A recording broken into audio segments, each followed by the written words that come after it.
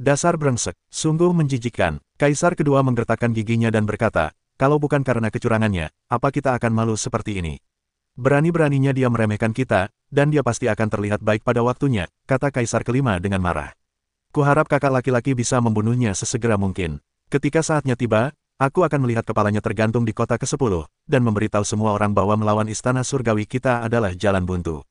Kaisar ke-15 mendengus dingin. Sekarang setelah 6 murid ditangkap, masih ada 10 kaisar yang tersisa. Kita harus berusaha menangkap mereka semua. Ketika kita keluar dari tempat rahasia, kita akan menjadi luar biasa. Ye Chen berkata sambil tersenyum. Kaisar ini bukan apa-apa, mungkin kaisar pertama sedikit lebih kuat, dan yang lainnya seperti ini. Flying Tiger berkata dengan nada meremehkan. Kaisar pertama tidak bisa diremehkan. Dia mungkin memiliki harta karun yang kuat di tangannya. Ye Chen tampak berwibawa. Kaisar pertama sangat tenang, karakternya sungguh luar biasa, tidak seperti kaisar lain yang disebut sangat garang, tetapi kekuatan mereka sendiri juga seperti ini. Bahkan jika kaisar pertama memiliki harta karun yang kuat, lalu apa? Dia hanyalah alat raja abadi. Kita juga memiliki alat raja abadi. Kita tidak perlu takut padanya. Fei Tianhu masih belum puas dengan caranya. Alat raja abadi berbeda dari alat raja abadi. Perahu sisi lain bertipe pertahanan, dan efektivitas tempurnya tidak terlalu kuat. Senjata raja abadi bertipe serangan utama tidak sama. Perahu sisi lain mungkin tidak dapat menghalangi mereka, kata Ye Chen. Apakah kau meremehkan Dewa Agung ini? Pria tua itu mendengus. Ye Chen berkata sambil tersenyum, kau selalu punya beberapa kati atau 2 kati. Kita semua melihatnya di mata kita. Jika kau benar-benar kuat, kita tidak akan begitu malu pada awalnya. Pria tua itu mendengus. Meskipun hatinya tidak senang, apa yang dikatakan Ye Chen adalah kebenaran, dan dia tidak bisa membantah apapun.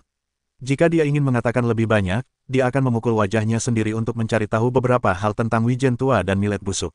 Beberapa orang Ye Chen di perahu di sisi lain terus mengembara di tanah rahasia Raja Meteorit. Mereka mengembara di banyak gunung yang rusak mencari batu Raja Darah. Selama periode waktu ini, mereka tidak mencari banyak batu Raja Darah, yang sekarang sangat langka. Terlalu sulit untuk menemukannya. Tidak lama kemudian, Hari Jahat Emas mengirim pesan kepada Ye Chen, mengatakan bahwa dia telah bertemu Kaisar ke-13. Ye Chen segera mengemudikan perahu ke tempat Kaisar ke-13 muncul. Setelah melihat Ye Chen, Langit Jahat Emas segera melangkah maju dan berkata, Kaisar ke-13 ada di sebuah gua di puncak gunung itu.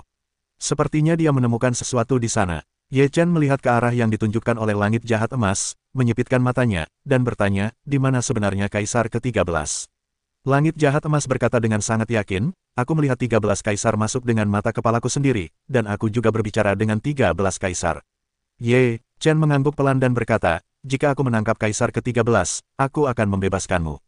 Terima kasih banyak, Saudara Ye Chen, Jing Sai Tian segera berkata sambil tersenyum. Ye Chen mengemudikan perahu di sisi lain dan menuju pegunungan di depan, lalu dengan cepat memasuki pegunungan. Setelah memasuki pegunungan, Ye Chen memisahkan diri dan menuju gua di depan, sementara perahu di sisi lain menyusut dan tersembunyi di pegunungan. Ye Chen datang ke gua, melihat ke dalam gua, dan langsung masuk. Ketika Ye Chen memisahkan diri ke dalam gua, gerbang batu gua tiba-tiba tertutup. Ye Chen bergerak sedikit di dalam hatinya, lalu berjalan ke arahnya dengan tenang.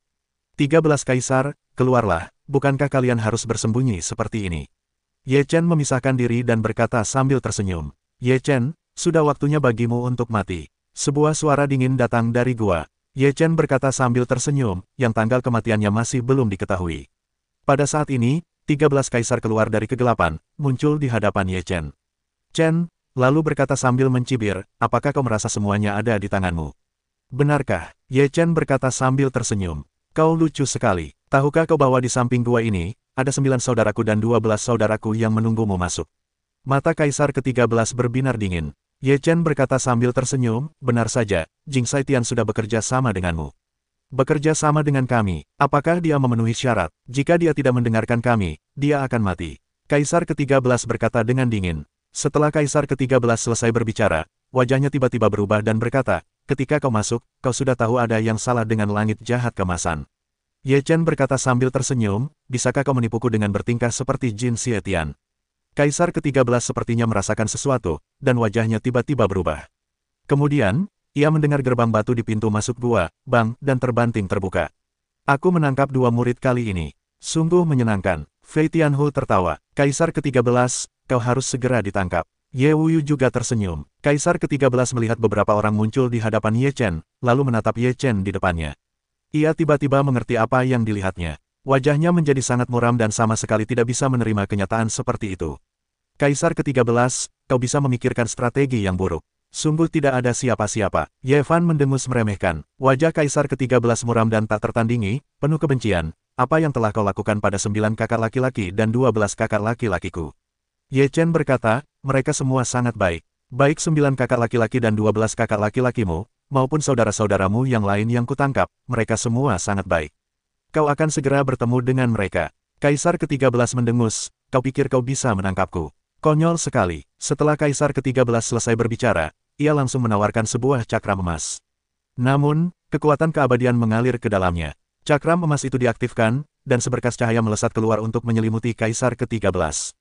Melihat pemandangan ini, Ye Chen langsung mengorbankan pagoda, lalu pagoda itu menghantam Kaisar ke-13. Pada saat yang sama, tubuhnya dengan cepat bergerak ke atas, menuju Kaisar ke-13. Kaisar ke-13 diselimuti cahaya keemasan, dan tubuhnya perlahan menghilang. Namun, saat ia menghilang, pagoda itu telah hancur berkeping-keping. Ah! Kaisar ke-13 menjerit, darah menyembur keluar, dan kemudian Kaisar ke-13 menghilang sepenuhnya. Aku tidak menyangka Kaisar ke-13 memiliki cara melarikan diri seperti itu. Ye Chen berkata dengan ringan. Meskipun Kaisar ke-13 tidak mati, ia terluka parah. Menjijikkan membiarkannya kabur begitu saja, kata Flying Tiger dengan sangat tidak puas. Tidak masalah, cepat atau lambat kita akan menangkapnya. Ye Chen sedikit mengangkat sudut mulutnya. Ye Chen dan yang lainnya berjalan keluar dari gua, lalu menemukan Jin Xietian. Jin Xietian tidak pergi, dan terus menatap ke kejauhan. Kini ia melihat Ye Chen dan beberapa orang kembali, dan ada yang salah dengan raut wajahnya, tetapi ia segera menutupinya dan berkata, Saudara Ye Chen, apa hasilnya? Ye Chen berkata sambil tersenyum, bagus sekali, panennya tidak sedikit. 13 kaisar telah tertangkap. Jin Xietian bertanya ragu-ragu. Ye Chen berkata sambil tersenyum, 13 kaisar melarikan diri dengan serius, tetapi secara tidak sengaja menangkap Kaisar ke-9 dan Kaisar ke-12. Wajah Jin Xietian semakin muram. Ia menatap Ye Chen dan matanya berkedip. Ia berkata, selamat untuk saudara Ye Chen. Karena saudara Ye Chen telah menangkap 2 kaisar, bisakah saya bebas lagi? Ye Chen berkata sambil tersenyum, tentu saja, kembalikan kebebasanmu. Ucap Ye Chen, lalu kilatan cahaya dingin di matanya, hasrat membunuh muncul, lalu ia langsung menamparkan langit jahat emas. Jing Xietian terkejut dan berkata, Saudara Ye Chen, apa maksudmu? Aku tidak tahu maksudku. Ye Chen bergumam dingin, apa yang kau lakukan sendiri? Hatimu sendiri sudah sangat jernih. Apa kau masih membutuhkan ingatanku? Jing Sai tahu bahwa semuanya telah terungkap, dan sekarang ia hanya bisa melawannya. Ketika Jin Xietian melawan, rasa sakit yang tajam tiba-tiba muncul di benaknya, dan sebuah kekuatan dalam benaknya langsung memengaruhi jiwanya. Aku memberimu kesempatan, tetapi kau tidak menghargainya, dan kau ingin mencelakaiku. Itulah konsekuensinya. Suara Ye Chen bergema di benak Jing Xietian. Jiwa langit jahat emas dikalahkan, dan seluruh pikiran manusia menjadi kosong, lalu kehilangan kesadaran sepenuhnya. Puff! Ye Chen menamparnya, dan tubuh Jing Xietian langsung hancur. Aku benar-benar tidak tahu harus mati atau tidak. Beraninya aku bergandengan tangan dengan Kaisar untuk mencelakai kita. Tak ada gunanya mati. Flying Tiger menatap tubuh Jin Xietian yang hendak meledak, mendengus dengan nada meremehkan. Ye Chen berkata, kali ini kita harus berterima kasih kepada Jin Xietian, kalau tidak, kita tidak akan mendapatkan sebanyak ini. Beberapa orang di Feitian Tiger tertawa. Di puncak gunung, cahaya keemasan tiba-tiba muncul dari kehampaan, lalu sesosok tubuh melesat keluar dari kehampaan dan jatuh langsung ke tanah. Separuh tubuh Kaisar ke-13 berdarah, dan separuh tubuhnya hampir hancur.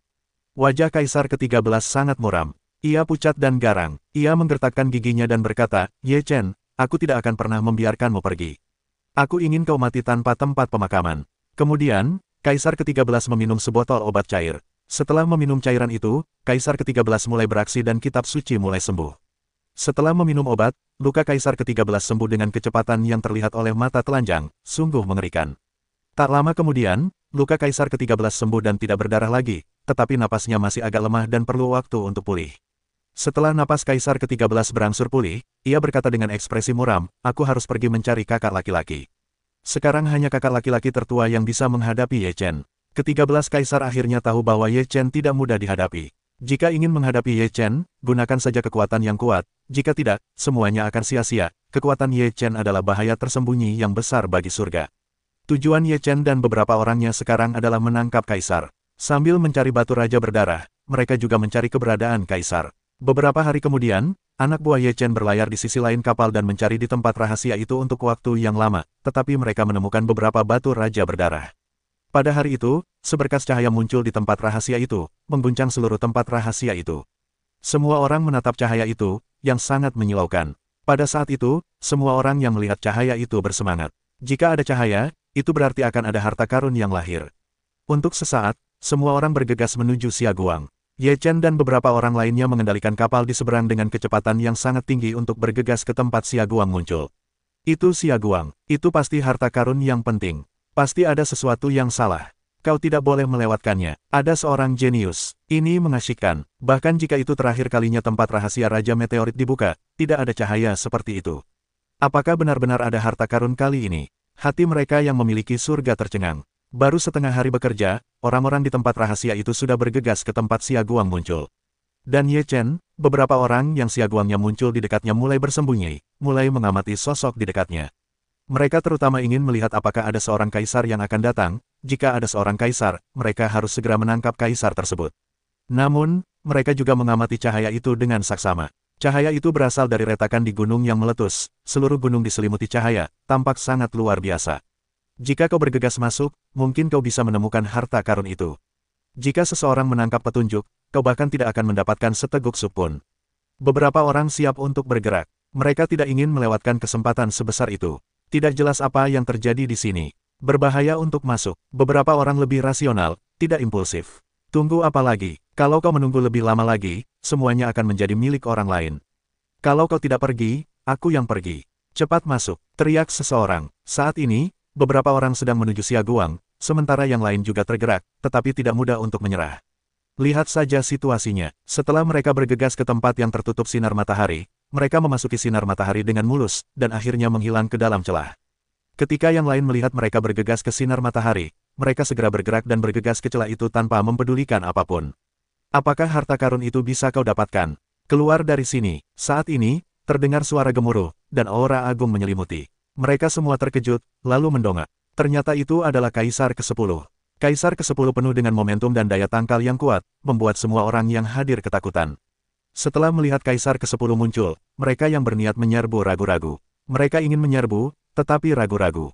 Jika tidak menyerbu, mereka enggan. Kaisar ke-10, semua yang ada di tempat rahasia Raja Meteorit ini bergantung pada keberuntungan. Apakah kau terlalu sombong? Beberapa orang tampak tidak puas. Kaisar ke-10 mendengus, terlalu sombong. Jika aku mendominasi, kau pasti sudah mati sekarang. Wajah pria itu muram, tetapi dia tidak berbicara lagi, karena bagaimanapun juga dia tidak bisa melawan Kaisar ke-10. Kehilangan muka hanyalah masalah kecil. Jangan sampai kau kehilangan nyawamu pada akhirnya. Orang-orang lainnya tidak berbicara. Menghadapi Kaisar Surgawi, mereka benar-benar tidak bisa mengumpulkan keberanian untuk bertarung. Bahkan jika mereka menang sekarang, mereka pasti akan dibalas oleh Surgawi. Kaisar ke-10 memandang semua orang, lalu dengan dengungan menghina, ia berjalan menuju gunung yang diselimuti sinar matahari. Bukankah kita sudah melakukannya? Tanya Flying Tiger. Ye Chen berkata sambil tersenyum, jangan khawatir, tunggu dan lihat apakah ada murid lain yang datang, kali ini untuk melihat apakah kita bisa menangkap beberapa murid. Petik 2. Apakah kau serakah? Meskipun Flying Tiger berkata begitu, mulutnya sudah tertawa. Jika kita terlambat masuk, harta karun itu akan hilang.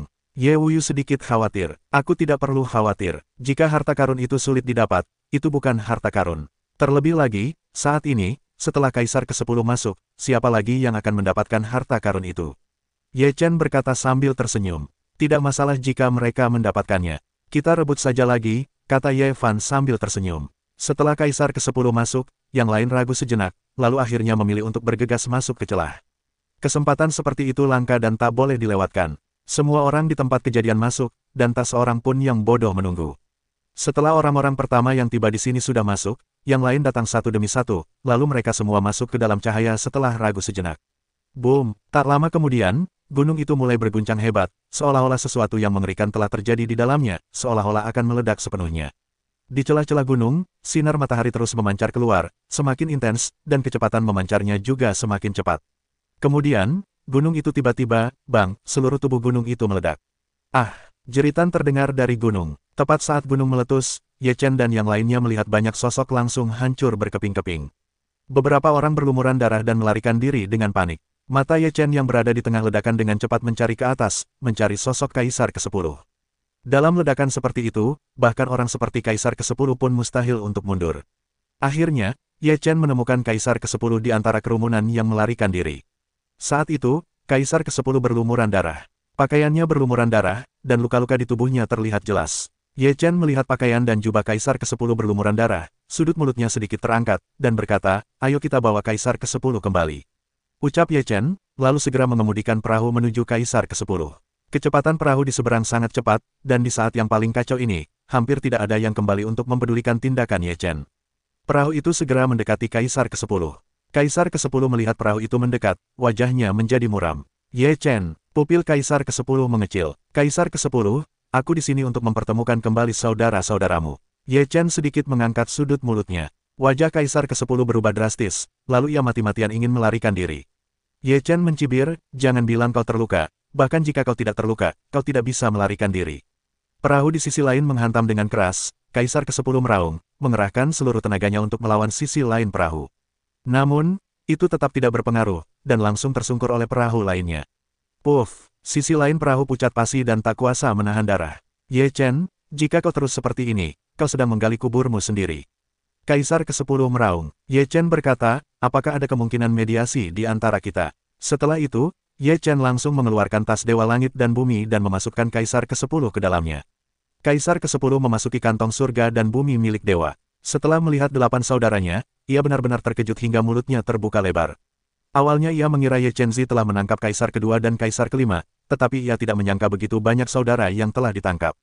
8 Kaisar yang ditangkap sebelumnya semuanya tersenyum pahit. Sebagai Kaisar, mereka memang yang pertama kali mengalami hal seperti itu. Sayang sekali, jika ini tersebar, bagaimana kita bisa menghadapinya? Kaisar ke-10 menggertakkan giginya. Jangan katakan itu di depan orang lain, bahkan di depan ayah kita tidak bisa mengangkat kepala, kita tidak punya muka untuk kembali ke surga. Kaisar kedua tampak muram. Ye Chen yang menyebalkan, aku tahu kita sudah membunuhnya lebih dulu, tapi tetap saja kita terlalu ceroboh. Murid ke-9 sangat marah. Dialah yang paling tertindas dan pantang menyerah. Seharusnya dia membantu Kaisar ke-13, tetapi dia langsung ditangkap, dan dia tidak punya kesempatan untuk melawan. Jika dia kalah dalam pertempuran pertama, Kaisar ke-9-nya yakin. Namun, Ye Chen akhirnya melancarkan serangan diam-diam, yang sungguh tak tahu malu. Sekarang tidak masuk akal untuk mengatakan hal-hal ini. Lebih baik kita menunggu Ye Chen bertarung dengan kakak laki-laki secara diam-diam, kata Kaisar kelima. Di luar, Ye Chen baru saja menangkap Kaisar ke-10, tiba-tiba menoleh dan melihat Kaisar ke-13 muncul. Ketika Kaisar ke-13 melihat perahu Ye Chen di seberang sungai, dia langsung melarikan diri tanpa menoleh ke belakang. Ye Chen mencibir dan mengejar, karena sudah datang, jangan berpikir untuk pergi, tetaplah di sini. Kaisar ke-13 menggertakkan giginya dan berkata dengan marah, Ye Chen, kau tidak perlu terlalu banyak menindas orang. Kau akan dihukum oleh surga. Aku tidak takut pada alam surgawi. Apa hukuman surga? Apakah lebih mengerikan daripada bencana? Ye Chen mencibir. Saat dia berbicara, Ye Chen sudah menyusulnya, dan Kaisar ke-13 berencana untuk mengulangi trik lama. Cakram emas dikeluarkan dan siap untuk melarikan diri. Namun, kali ini Ye Chen sudah siap. Dia menunggu sampai Kaisar ke-13 mengeluarkan cakram emas, dan Ye Chen segera menebasnya dengan pedang.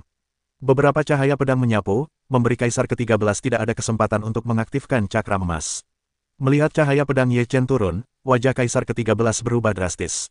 Dia tidak bisa lagi mengaktifkan cakram emas. Tubuhnya segera mundur dan mengeluarkan kekuatan abadi untuk menahan serangan Ye Chen. Bang! Tubuh Kaisar ke-13 terlempar mundur, dan Kaisar ke-13 mulai mengaktifkan cakram emas. Namun, cahaya pedang Ye Chen kembali menyambar. Kaisar ke-13 selalu dalam keadaan pasif, dan tidak punya waktu untuk mengaktifkan cakram emas. Ye Chen mendengus dingin, apalagi yang bisa kau lakukan selain berpikir untuk melarikan diri. Beranikah kau bertarung denganku? Pada saat ini, Kaisar ke-13 tak punya pilihan selain melawan Ye Chen. Kaisar ke-13 menatap Ye Chen dengan dingin dan berkata, konyol, sebagai Kaisar, kenapa aku berani melawanmu? Kalau begitu, ayo. Ye Chen tak bicara omong kosong. Ia melangkah dari perahu di seberang dan bergegas menuju Kaisar ke-13.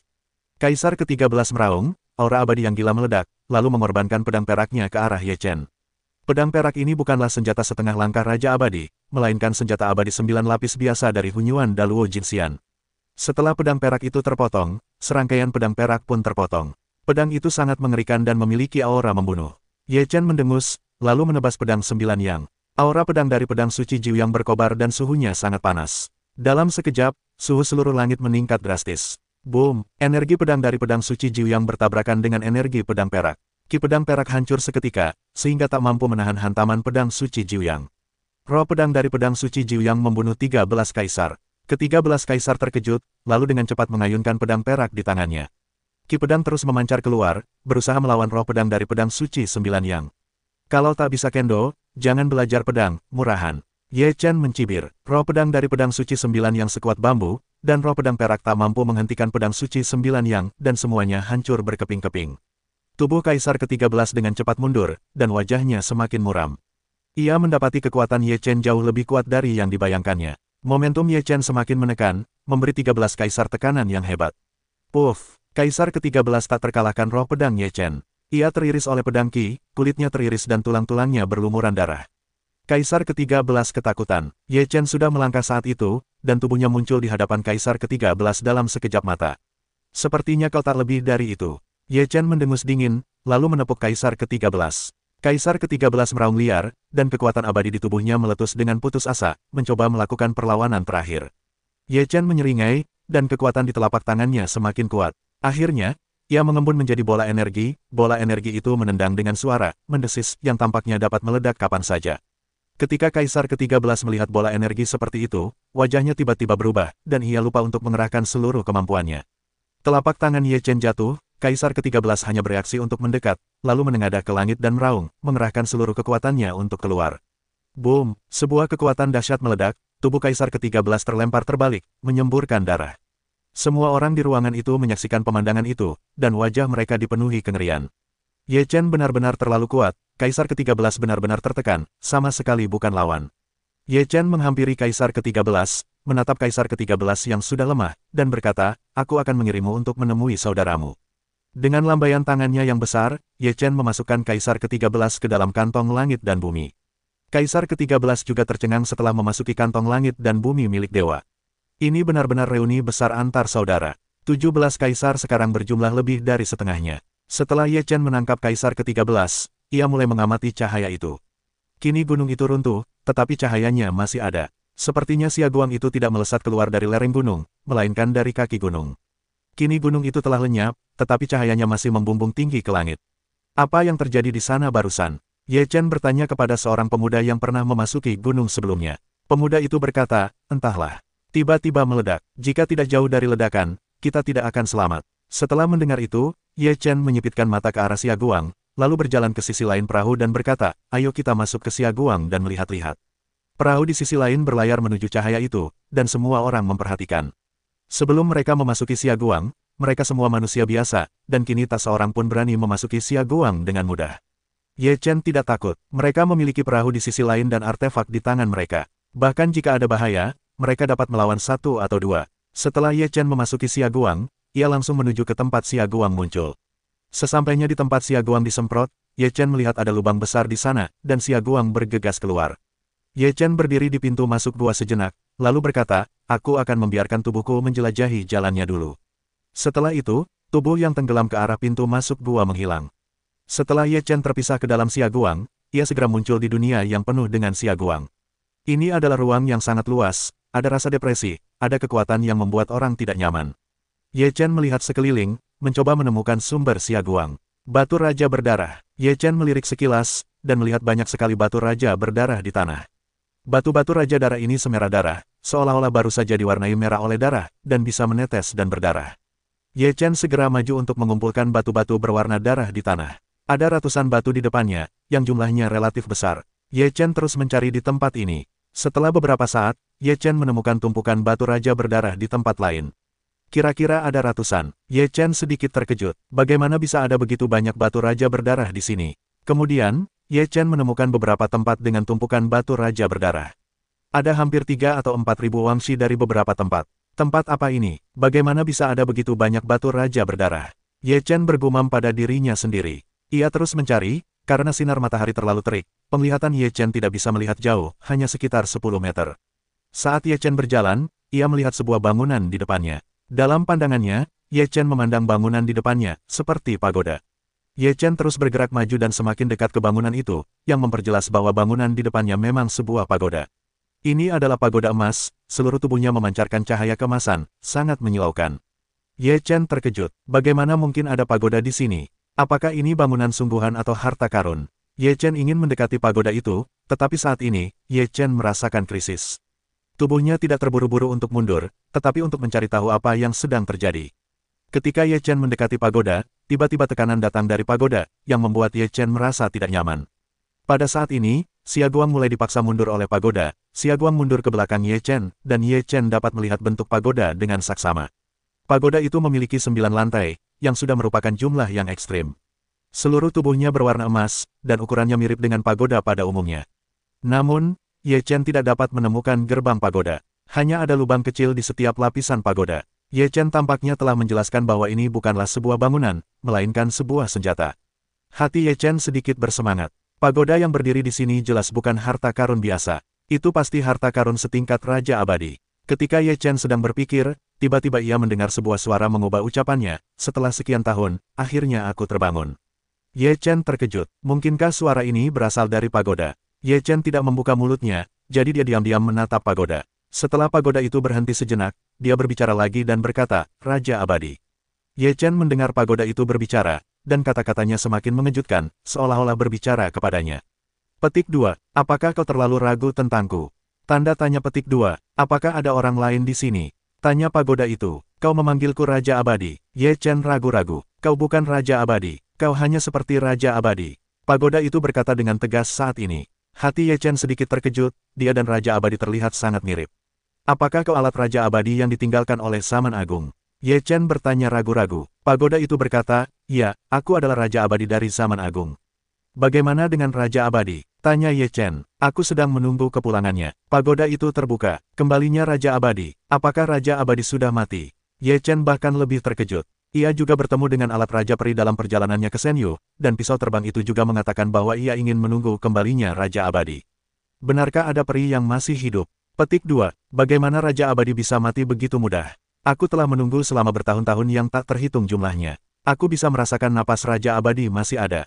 Dia tidak akan mati. Pagoda terbuka. Hati Ye Chen semakin ngeri, mengapa Raja Abadi tidak mati? Apakah ia masih bisa merasakan napasnya? Seberapa mengerikan ini? Apakah ada banyak peri yang masih hidup? Tanya Ye Chen. Dalam Perang Dunia Pertama di era besar, semuanya stabil setelah berdirinya pengadilan surgawi. Bukankah seharusnya semua raja surgawi yang tidak menaati surga dibunuh oleh pengadilan surgawi? Aku tidak tahu apakah ada peri lain yang masih hidup, tetapi Raja Abadi Fengwu tidak akan mati. Dia bisa mencapai nirwana dan kelahiran kembali, meskipun hanya tersisa sepotong daging. Ye Chen cukup terkejut mendengar ucapan itu. Jika masih ada Raja Peri yang belum mati, maka begitu Raja Peri itu lahir, itu akan menjadi peristiwa besar. Apakah Raja Abadi tidak akan mati? Mendengar namanya, ia pasti memiliki kemampuan yang sangat mengerikan. Ye Chen bertanya. Pagoda berkata, Raja Abadi tidak akan mati, tetapi ia akan muncul dalam berbagai bentuk kehidupan, mungkin pohon, mungkin hewan, mungkin manusia. Singkatnya, tidak ada yang tahu seperti apa Raja Abadi di masa depan. Ye Chen menyeringai, bisakah kau masih melakukan ini? Dalam hati, untungnya ia bukan Raja Abadi itu, kalau tidak, ia akan menjadi wujud hewan, jadi aku benar-benar tidak bisa menerimanya. Petik 2. Aku melihat 12 pisau terbang di jalan Senyu sebelumnya. Dia juga sedang menunggu Raja Peri Pisau Terbang. Apakah kau tahu Raja Peri Pisau Terbang? Tanya Ye Chen. Raja Peri Pisau Terbang. Pagoda sedikit terkejut dan berkata, aku tidak menyangka Raja Peri Pisau Terbang tidak mati. Ye Chen terkejut. Jika demikian, maka di era besar itu, beberapa peri pasti tidak mati, dan pasti akan muncul kembali. Namun, setelah akhir era besar, bisakah hanya satu Raja Peri yang muncul dalam satu era? Jika Raja Peri Fengwu dan Raja Peri Fei Dao tidak mati, di mana Raja-Raja Abadi itu? Ye Chen mengungkapkan keraguannya, dan Pagoda berkata, setelah akhir era besar, hanya akan ada satu Raja Abadi dalam satu era.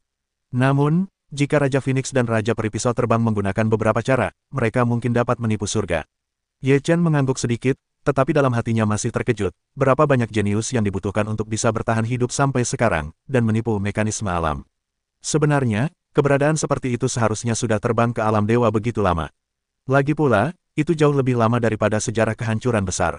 Jika mereka masih hidup, mengapa mereka tidak memilih untuk terbang ke alam dewa dan memilih untuk tinggal di alam abadi? Apa tujuan mereka, jika kau bersikeras tinggal di alam abadi? Tanya Ye Chen. Pagoda berkata, selalu ada hal yang harus dilakukan. Mendengar ini, Ye Chen sepertinya mengerti sesuatu. Mungkin ini tentang pertempuran di era agung. Apakah kau akan tinggal di sini selamanya? Tanya Ye Chen. Aku harus menunggu Raja Abadi Fengwu di sini, kata Pagoda. Ye Chen berkata, tahukah kau bahwa di akhir zaman agung, seorang Raja Abadi mendapat bantuan dari alam dewa dan mendirikan pengadilan surgawi. Sekarang tempat ini telah menjadi tempat pelatihan surgawi. Jika Raja Abadi Fengwu bukan milik pengadilan surgawi, bukankah seharusnya dia menjadi musuh pengadilan surgawi? Surga, mendengar ini, Pagoda tiba-tiba mencibir dan berkata, mereka benar-benar berani disebut. Jika bukan karena bantuan para penguasa dunia dewa, mereka tidak akan menang.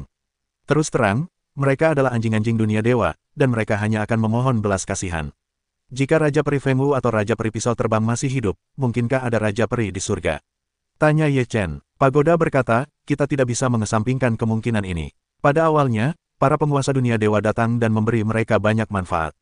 Pasti ada beberapa penerus. Ye Chen tiba-tiba teringat sesuatu, lalu mengambil peti kristal dari tas dewa dan berkata, apakah kamu kenal orang ini?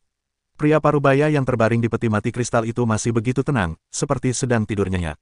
Ini Dao Tianzun, juga dikenal sebagai Dao Xianwang. Pagoda itu tercengang. Ye Chen terkejut dan berkata, dia sangat kuat. Sangat kuat. Pagoda itu berkata tanpa ragu. Ketika Ye Chen mendengarkan nada pagoda, dia tahu dengan jelas bahwa Raja Wuxian adalah eksistensi yang kuat, dan di antara para Raja Abadi, dia pasti sangat kuat. Apakah dia hidup atau mati? Aku merasakan jantungnya masih berdetak. Ye Chen bertanya. Pagoda itu terdiam sejenak dan berkata, Dao Tianzun terlalu kuat. Seharusnya dia tidak mati. Mungkin dia akan bangun. Ye Chen bertanya dengan rasa ingin tahu, seberapa kuat Dao Tianzun. Bagaimana dengan Raja Bifeng? Pagoda itu berkata, Dao Tianzun adalah sejenis Dao bawaan. Setelah mencapai alam Raja Abadi, perkataan dan perbuatannya akan mengikuti. Dia adalah Tao, dan dia adalah hukum. Siapa yang bisa menandinginya? Berapa banyak orang yang bisa menjadi lawan Dao Tianzun jika bukan karena orang-orang kuat yang datang dari dunia dewa? Raja Feng Wuxian adalah tubuh nirvana. Keuntungan terbesarnya adalah dapat mencapai nirvana dan kelahiran kembali. Dibandingkan dengan kekuatan, itu tidak sebaik Dao Tianzun. Hati Ye Chen terkejut, Dao Tianzun awalnya lahir dari tubuh Dao. Ye Chen tidak bisa tidak memikirkan Dao Yan. Dao Yan juga merupakan gaya Dao bawaan. Jika dia menjadi Raja Abadi di masa depan, itu mungkin akan menjadi teror bagi Dao Tianzun berikutnya. Berapa banyak fisik kuat yang dimiliki negeri dongeng? Bisakah kita mengatakan bahwa semua konstitusi ini menjadi peri di zaman agung? Seru Ye Chen. Terlalu banyak konstitusi, tetapi tidak banyak yang bisa menjadi peri. Dalam kontes konstitusi, hanya fisik yang kuat yang dapat bertahan dan akhirnya memulai jalan menuju raja, kata Pagoda. Misalnya, hanya fisik yang kuat seperti Dao bawaan, Sen, Seng, pedang bawaan, gurun, bintang, dan peri yang mungkin mendominasi. Beberapa fisik yang relatif lemah akan tersingkir dalam kompetisi. Setelah mendengar ini, Ye Chen mengangguk. Ia belum pernah mendengar tentang tubuh roh, tubuh suci, dan tubuh roh sebelumnya. Sekarang, setelah mendengar ini, ia tak bisa tidak terhubung dengan Protos, keluarga Roh Kudus, dan keluarga abadi. Apakah tubuh ilahi merupakan konstitusi yang kuat dalam Protos? Apa hubungan antara tubuh suci dan keluarga Roh Kudus? Apakah tubuh roh terkait dengan keluarga peri? Tanya Ye Chen penasaran. Pagoda berkata, Anda menebak dengan benar bahwa tubuh dewa adalah konstitusi terkuat dalam Protos. Tubuh suci dan tubuh abadi semuanya sama. Mereka semua berasal dari ras tertentu, tetapi konstitusi semacam ini terlalu langka untuk muncul. Begitu muncul, itu akan mengejutkan dunia. Ye Chen tak kuasa menahan diri untuk tidak merasakan badai. Jika ras-ras ini memiliki fisik yang kuat, persaingan di masa depan akan sangat mengerikan. Sekarang zaman agung akan datang, tidak ada yang bisa menjamin bahwa ras-ras ini tidak akan memiliki konstitusi sekuat itu. Ye Chen menarik napas dalam-dalam lalu bertanya, di mana kuil Tao Raja Feng Wuxian di daratan Kyushu? Sekarang daratan Kyushu telah pulih, era kedua akan datang. Daratan Kyushu, sungguh nama yang telah lama hilang. Pagoda menghela napas, kuil Tao Raja Feng Wuxian ada di Gunung Jiufeng. Dalam pertempuran pertama, Gunung Jiufeng runtuh lebih dari setengahnya.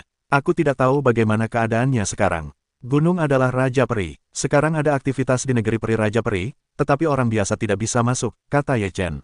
Di era besar itu, memang ada gunung dan Raja Peri. Itu adalah zaman yang cerah, dan ada banyak talenta. Tapi itu juga zaman yang gelap. Raja Abadi menaklukkan, langit dan bumi hancur, dan kegelapan menyelimuti seluruh dunia. Sangat sulit untuk bertahan hidup di era itu. Seru Pagoda. Pagoda telah mengalami masa itu, dia sangat jelas betapa kacaunya masa itu. Meskipun Ye Chen terkejut, dia tidak dapat benar-benar menyadari bahwa masih ada kesenjangan besar antara imajinasi dan kenyataan.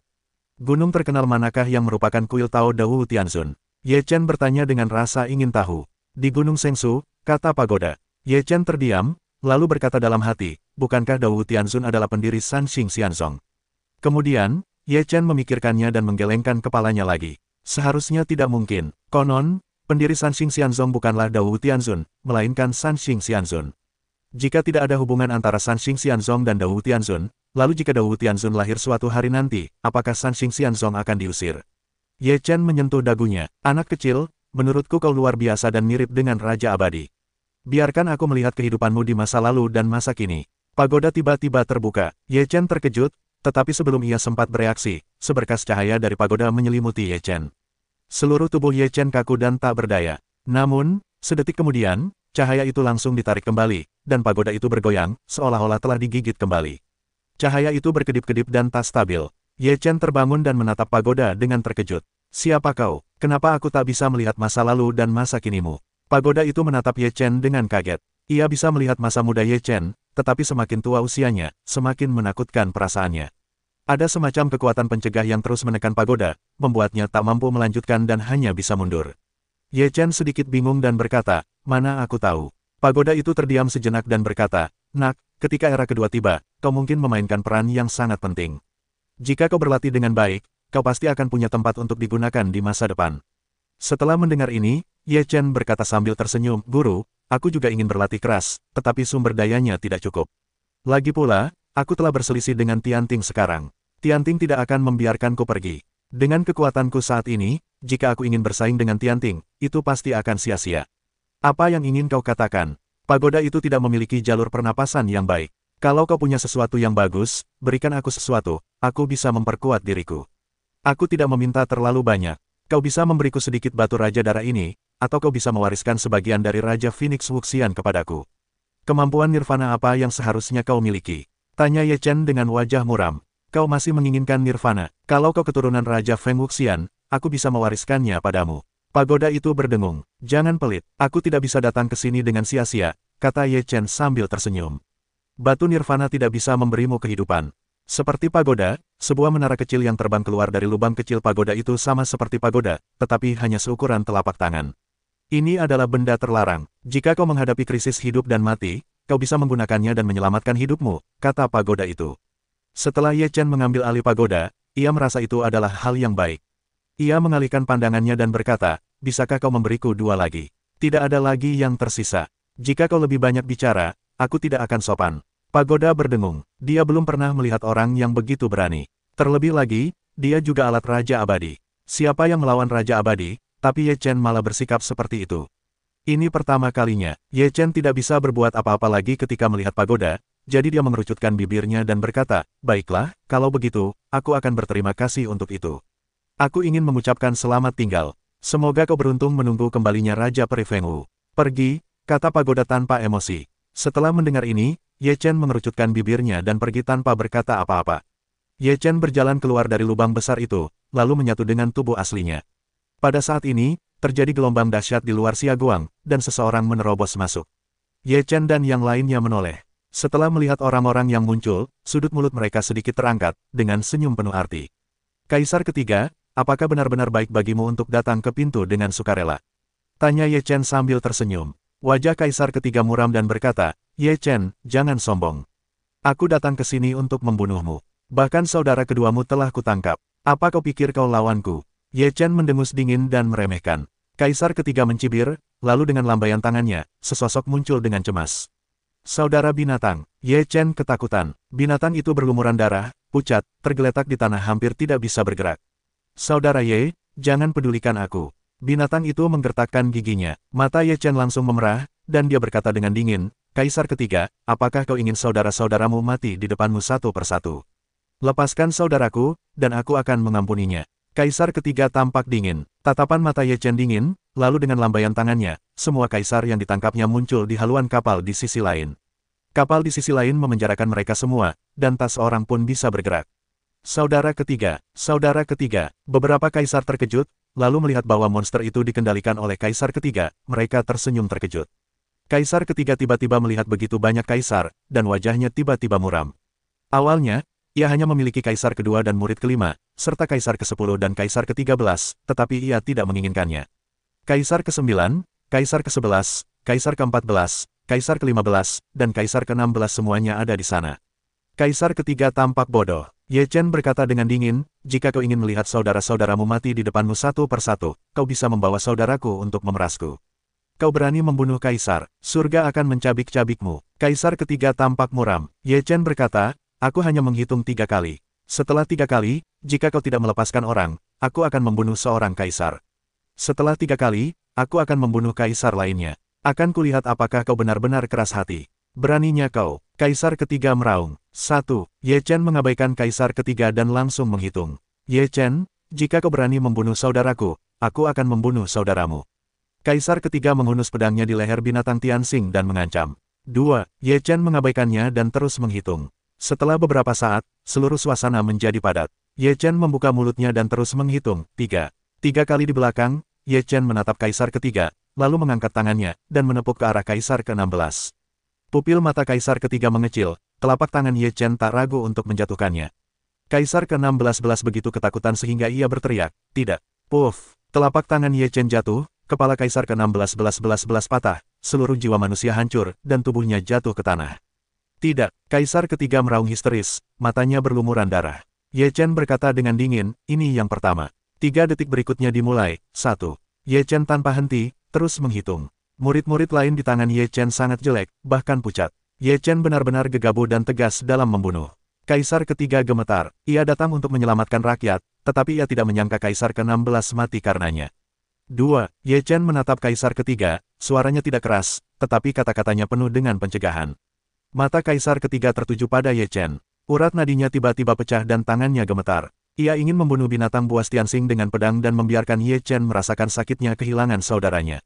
Bunuh dia, kaisar ketiga meraung. Jika kau membunuhnya, semua saudaramu akan membayar nyawa mereka, begitu pula dirimu.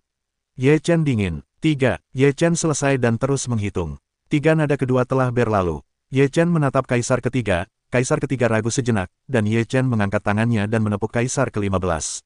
Puff, kepala kaisar ke-15 hancur. Ye Chen bertindak tegas, tanpa keraguan dan kebingungan. 15 saudara, mata kaisar ketiga merah, dan darah menetes darinya. Sisa wajah kaisar pucat pasi, dengan kengerian dan kebencian di matanya. Karena kau, 2 kaisar telah mati. Kata-kata Ye Chen dingin dan bergema di benak kaisar ketiga. Pikiran kaisar ketiga langsung kosong, bagaimana ini bisa terjadi? 1. Ketika kaisar ketiga masih melamun, Ye Chen terus menghitung. Kaisar ketiga terbangun, bahkan dengan cepat berkata, jangan hitung, aku akan membebaskan orang. Kaisar ketiga tidak tahan, jika dia terus seperti ini, semua saudaranya akan mati karena dia. Awalnya, aku ingin Ye Chen melempar perangkap tikus, tapi aku tak menyangka dialah yang terakhir melempar perangkap tikus. Ye Chen menatap kaisar ketiga tanpa menghitung mundur. Kaisar ketiga melemparkan binatang buas itu ke hadapan Ye Chen, dan Ye Chen menempatkannya di perahu di seberang sungai.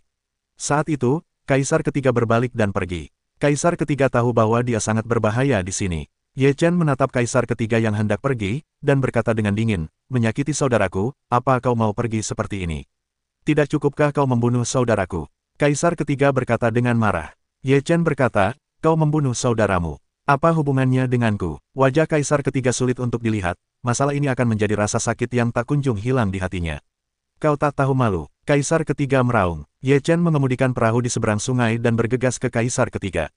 Kaisar ketiga memarahi dan melarikan diri ke sini dengan kecepatan tercepat. Aku paling benci orang lain mengancamku. Saudara dan kerabatku adalah timbanganku. Jika kau menyentuh timbanganku, kau harus menerima hukuman yang setimpal, kata Ye Chen dingin. Ye Chen berkata sambil melemparkan pagoda itu ke arah kaisar ketiga. Kekuatan kaisar ketiga memang relatif kuat. Kekuatan 5 lapis Hunyuan Daluo Jinxian sangat mengerikan setelah pecah sepenuhnya. Kaisar ketiga membunuh dengan pedangnya dan menghantam pagoda, menangkis serangan pagoda, tetapi pedang di tangannya telah terbelah. Bagaimanapun, pagoda itu adalah senjata setengah langkah Raja Abadi, dan juga senjata setengah langkah Raja Abadi yang disempurnakan kembali oleh tungku pemurnian, yang lebih kuat. Dan pedang kaisar ketiga hanyalah tingkat atas dari 9 lapis Hunyuan Daluo Jinxian, yang tak tertandingi. Setelah kaisar ketiga melawan, ia segera pergi. Ye Chen bersenandung dan menawarkan pagoda itu untuk kedua kalinya untuk membombardir kaisar ketiga. Kaisar ketiga terkejut, dan ia segera menawarkan 2 senjata berturut-turut, sebuah lonceng emas dan sebuah pedang terbang. Kedua senjata itu terbunuh bersamaan. Mereka hampir bunuh diri dan bertabrakan untuk mendapatkan waktu melarikan diri. Pagoda itu menghancurkan 2 senjata, dan kaisar ketiga tidak ragu untuk melarikan diri. Pagoda, sekuat harimau, mengejar kaisar ketiga, memberikan tekanan besar pada kaisar ketiga. Kaisar ketiga bergegas keluar dari Xiaguang, pagoda itu mengikutinya dari dekat, dan Ye Chen juga bergegas keluar dari Xiaguang. Ketika mereka melihat kaisar ketiga bergegas keluar dari cahaya itu, mereka semua terkejut dan merasa bahwa kaisar ketiga pasti akan sulit lepas dari genggaman Ye Chen. Jinta hendak mengejar kaisar ketiga. Kaisar ketiga meraung, seluruh kekuatan abadi di tubuhnya berkumpul dengan liar, lalu meninju. Bang! Kaisar ketiga bertabrakan dengan pagoda, dan kekuatan dahsyat meletus, membuat tubuh kaisar ketiga terguncang mundur. Darah mengalir di kepalan tangan kaisar ketiga, dan lengannya mati rasa. Kaisar ketiga tampak pucat dan berwibawa. Dalam situasi saat ini, akan sangat sulit baginya untuk pergi dengan sukses. Ye Chen menatap tinju kaisar ketiga yang berlumuran darah, dan kemudian pagoda itu kembali membombardir. Kekuatan pagoda emas itu terlalu kuat untuk dilawan di masa kejayaan kaisar ketiga, dan sekarang bahkan lebih sulit untuk dilawan. Tepat ketika kaisar ketiga siap untuk bertarung dengan keras, cahaya merah tiba-tiba muncul di langit dan bertabrakan dengan pagoda. Bang! Sebuah kekuatan dahsyat berbenturan, dan pagoda itu tertahan. Kemudian, sebuah tangan besar mencengkeram kaisar ketiga. Kaisar ketiga ditangkap oleh tangan besar ini, lalu terjerumus ke dalam kehampaan. Ye Chen, jika kau membunuh saudaraku, aku akan menyelesaikan masalah ini denganmu. Sebuah suara berat terdengar dari kehampaan, dingin dan menusuk. Ye Chen menatap kaisar ketiga yang ditangkap oleh tangan besar itu. Setelah mendengar suara itu, ia mencibir dan berkata, "Kaisar pertama, aku telah menunggumu. Aku tidak menyangka kau akan terus menyusut. Apakah kau ingin melihat saudara-saudaramu ditawan olehku? Aku akan datang kepadamu." Suara itu terdengar dari kehampaan. Ye Chen berkata, "Aku menunggumu." Tak ada suara di kehampaan. Ye Chen menyeringai di sudut mulutnya, menatap kaisar lainnya, dan berkata, "Jangan khawatir. Aku tidak akan membunuhmu untuk saat ini. Tapi aku terpaksa cemas. Kau tidak akan bisa hidup. Kau sudah lihat taktik saudaraku. Kau bukan lawannya. Jika dia datang untuk membunuhmu, kau akan mati." Kaisar kedua berkata dengan dingin. Ye Chen berkata dengan dingin, "Sekalipun aku bukan lawan, kau tidak bisa hidup sebelum aku gagal, jadi jangan paksa aku." Wajah kaisar sulit dilihat, amarahnya tak tertandingi, matanya menatap Ye Chen, bisa melihat darah yang mengalir deras. Ye Chen mengabaikan mereka, lalu melambaikan tangan dan memasukkan mereka kembali ke dalam kantong surga dan bumi dewa. Ye Chen telah menangkap begitu banyak kaisar. Beberapa orang terkejut melihat kaisar-kaisar ini di tangan Ye Chen. Ye Chen benar-benar gila. Apa yang ingin dia lakukan? Jika kita terus seperti ini, kita sedang menggali kubur kita sendiri. Kaisar pertama terlalu kuat. Jika Ye Chen tidak menggunakan artefak dalam Perang Dunia Pertama, dia tidak akan pernah menjadi lawan. Seseorang berkata dengan pasti.